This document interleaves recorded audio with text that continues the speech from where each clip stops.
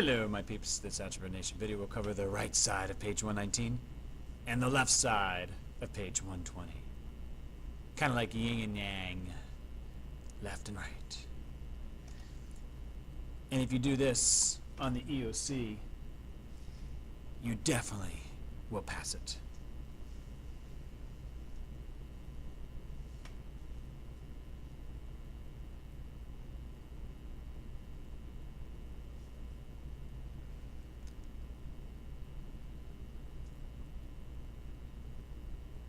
Now only if the Chicago Cubs could sign Darth Vader to play for them, they'd win the World Series every year.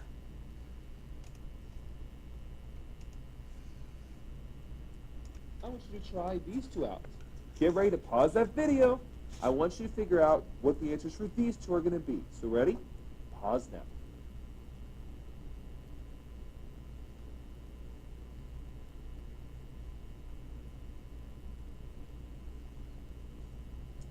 Three and a five, not divisible by anything, right? They don't have a common factor. I mean, actually they do. When there's nothing in common, what is the common factor? One.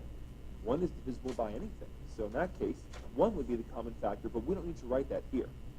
C squared and c to the fifth, I can take out two of them.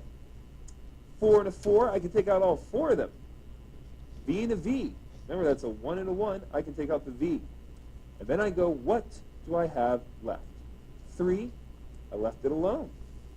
2 minus 2, gone.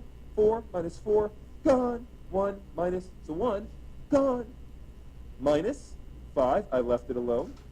5 minus 2, 3. 4 and 4, gone. 1 and 1, gone. And there you go.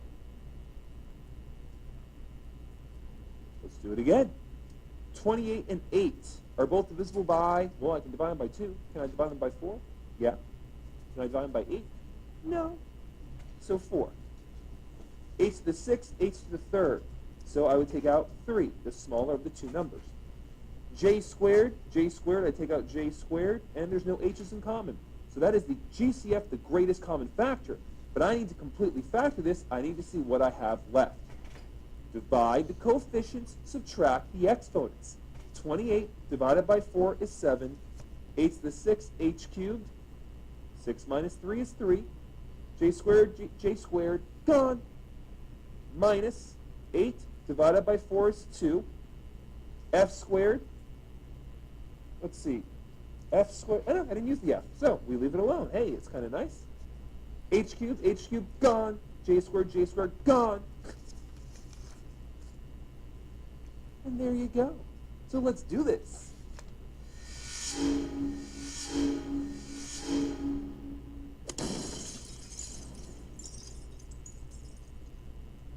What is the greatest common factor of the following expression? They don't want the whole thing. They just want the common factor. So we've got 18, 42, and 54. You'd have to figure out, again, what the greatest common factor is between those. All the variables are different, so that means they just want a number then. So that's actually a good trick question here to begin with, because again, J, no J's, E, no E's. 2 of them have a Z, but not all 3 of them. So what's 18, 42, and 54 divisible by? What's the greatest number?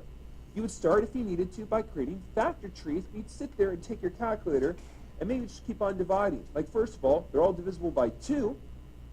Let's go up a notch, though. I can see that that's divisible by 9. So 18 divided by 9, that works out, 18 divided by 9, that works out to a nice whole number. 42 divided by 9, that one doesn't. So 9 didn't work. Let's try something else then. Let's see. Well, we can try 6.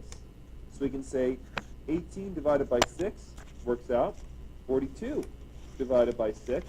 54 divided by 6. They all worked out very nicely. So all these are actually divisible by 6. And that would be the answer, because there's no variables here. In fact, in this case, you can almost think there's going to be just a number here because we don't have any variables in common. So, look difficult, but in the end, you're just finding the number that's in common with all 3 terms. And again, they just might ask, what is the greatest common factor of the following expression? The reason why they do this is because one reason is they're not going to give you the whole final answer. Because if you didn't know how to factor, some students would sit there and do what?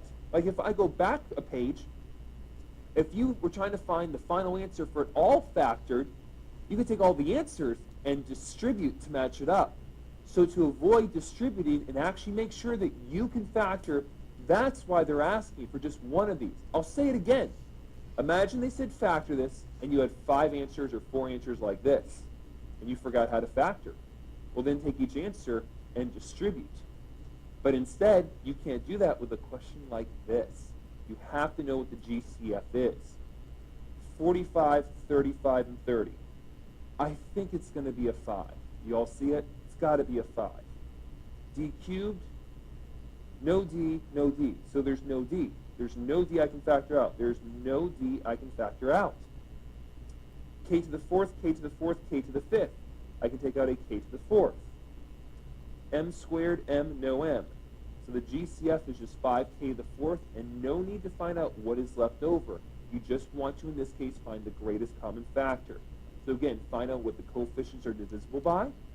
Find the smaller of the 2 powers for each exponent, and that's the GCF. And if you had to continue on, which you will for other problems, remember, you would divide the coefficients and subtract the exponents.